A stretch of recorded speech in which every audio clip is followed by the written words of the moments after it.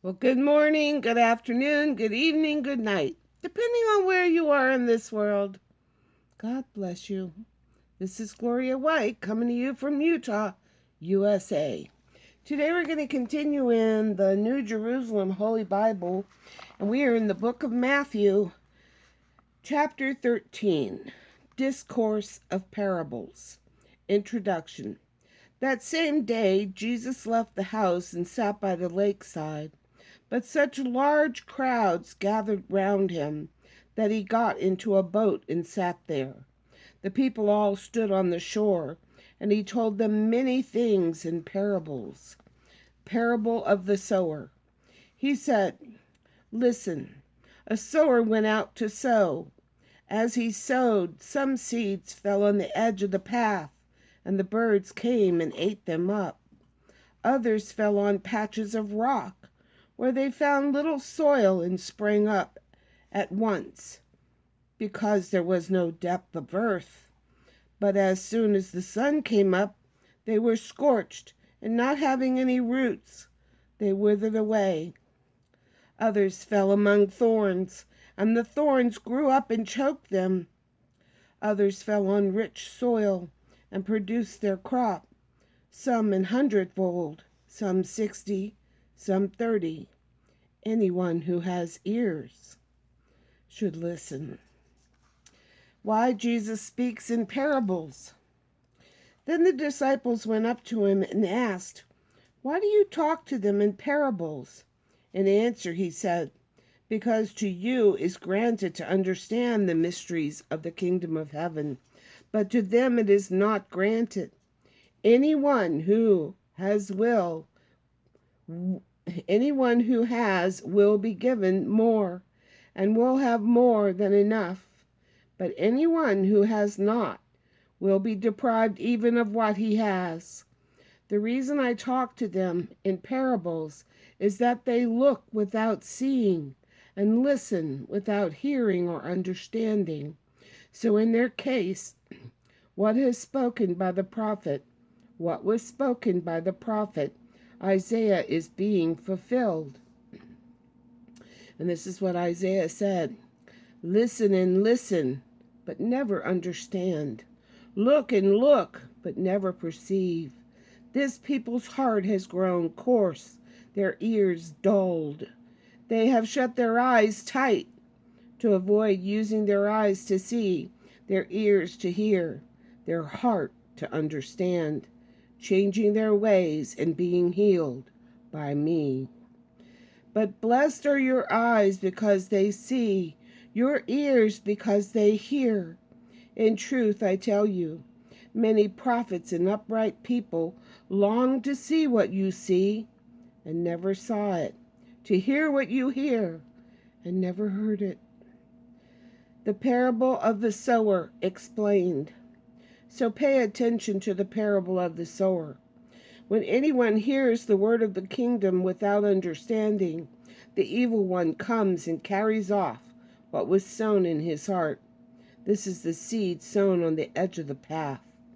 The seed sown on patches of rock is someone who hears the word and welcomes it at once with joy. But such a person has no deep root down and does not last. Should some trial come or some persecution on account of the word, at once he falls away.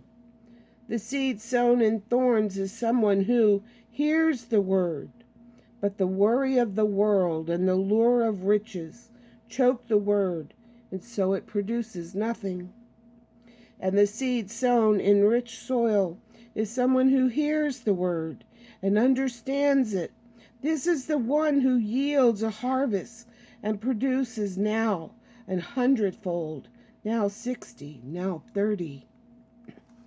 You have to know the word, understand the word, see and perceive in your heart in order to share the word with 60 or 100 or 30. And this is the blessing. It's a blessing of God that your heart, you can see and you can hear and you can share. You can. parable of the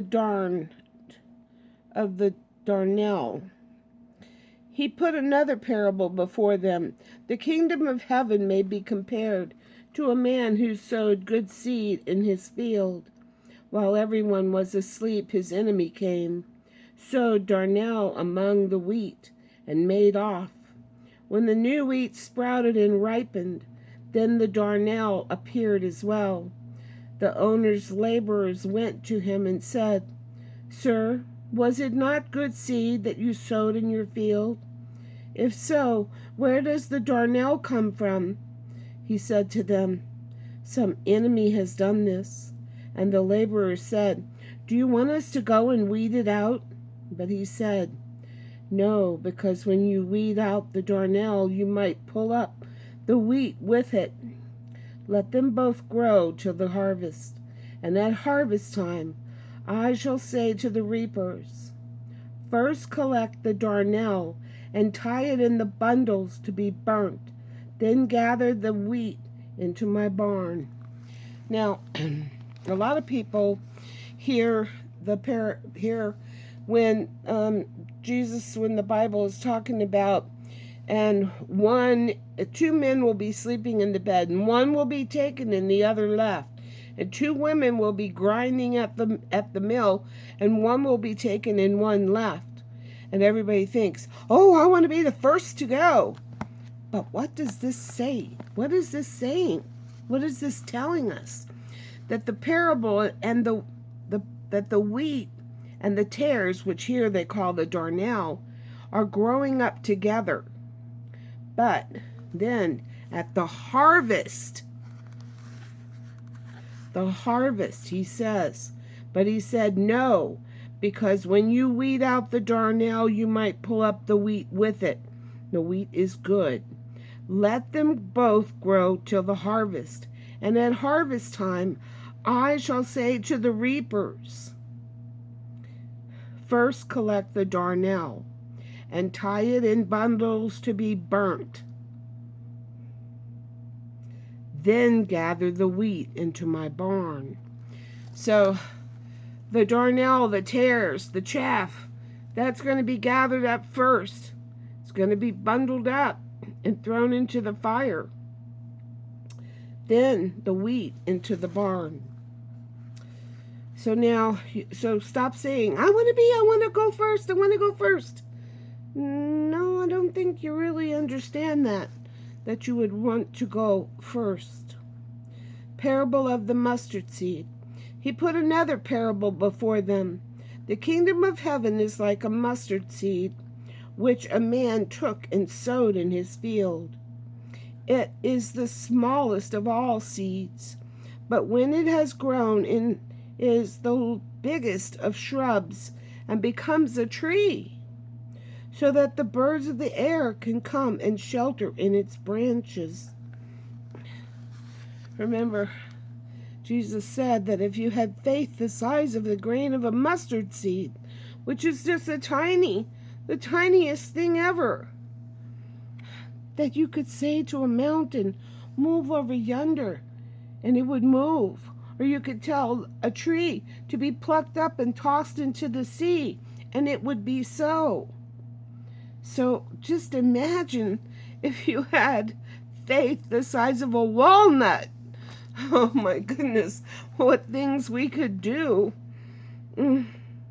But if we could just attain faith the size of a mustard seed. Parable of the yeast. He told them another parable. The kingdom of heaven is like the yeast a woman took and mixed in with 3 measures of flour till it was leavened all through. He was referring to the sin, that it just takes a little bit of sin to spread throughout and just grow.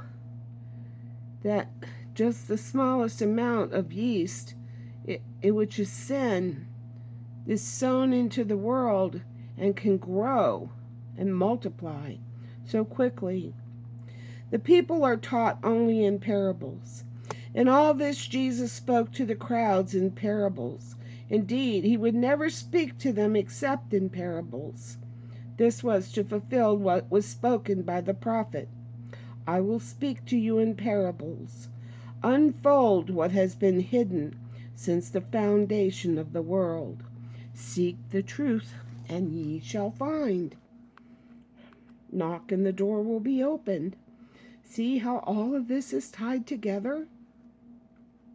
So beautiful, a beautiful tapestry of love that God has knit together for us in this love letter, His Word. The parable of the Darnell explained. Then, leaving the crowds, he went to the house, and his disciples came to him and said, Explain to us the parable about the darnel in the field. He said in reply, The sower of the good seed is the Son of Man. The field is the world. The good seed is the subject of the kingdom. The darnel the subject of the evil one. The enemy who sowed it is the devil. The harvest is the end of the world. The reapers are the angels. Well then, just as the darnel is gathered up and burnt in the fire, so it will be at the end of time.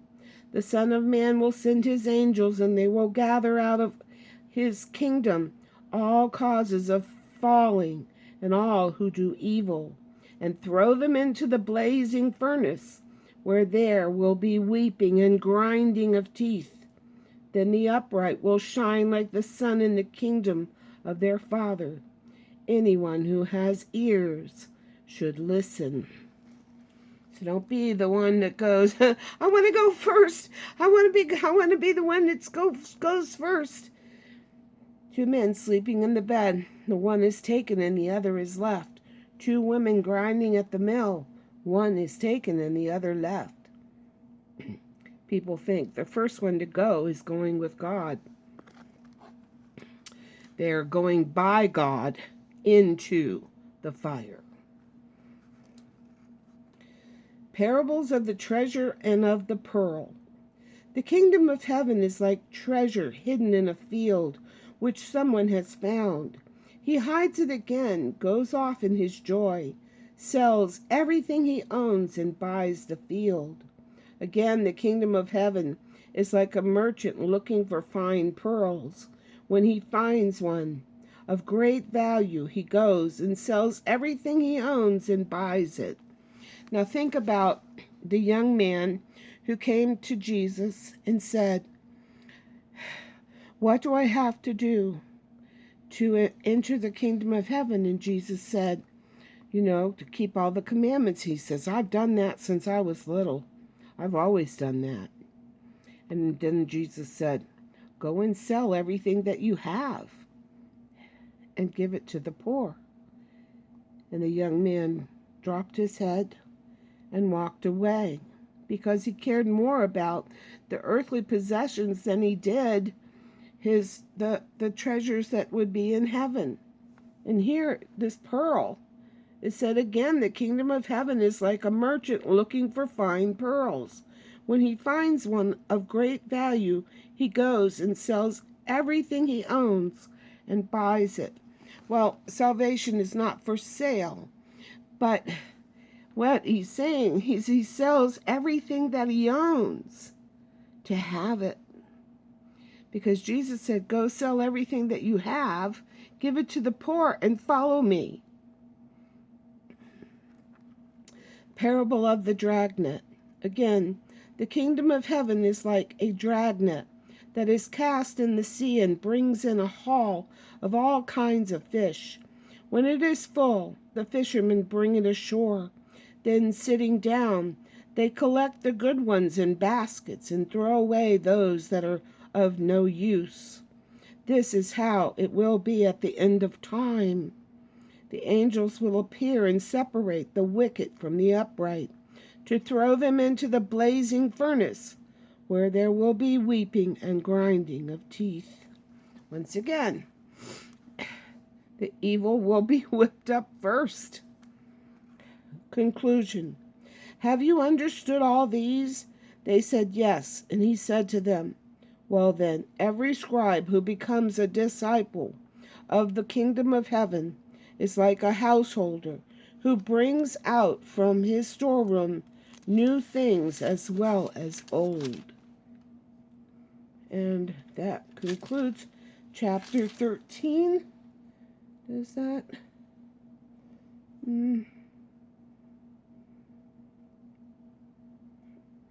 No, let me finish this. A visit to Nazareth. When Jesus had finished these parables, he left the district, and coming to his hometown, he taught the people in their synagogue in such a way that they were astonished and said, "Where did the man get this wisdom and these miraculous powers? This is the carpenter's son, surely. Is not his mother the woman called Mary, and his brother James and Joseph and Simon and Jude? His sisters too, are they not all here with us? So where did the man get it all?" And they would not accept him. But Jesus said to them, "A prophet is despised only in his own country and in his own house." And he did not work many miracles there, because of their lack of faith. Remember, if you think back about all the healings that Jesus did, he would ask them, "Do you believe?" And they said, "I believe." And he said, "You be healed because of thy faith." It's amazing, huh? Now let's go to Through the Bible with J. Vernon McGee, and we'll read chapter 13 there, and we'll be in chapter 14 when we come back to the New Jerusalem Holy Bible. So this is coming up next. As always, I love you.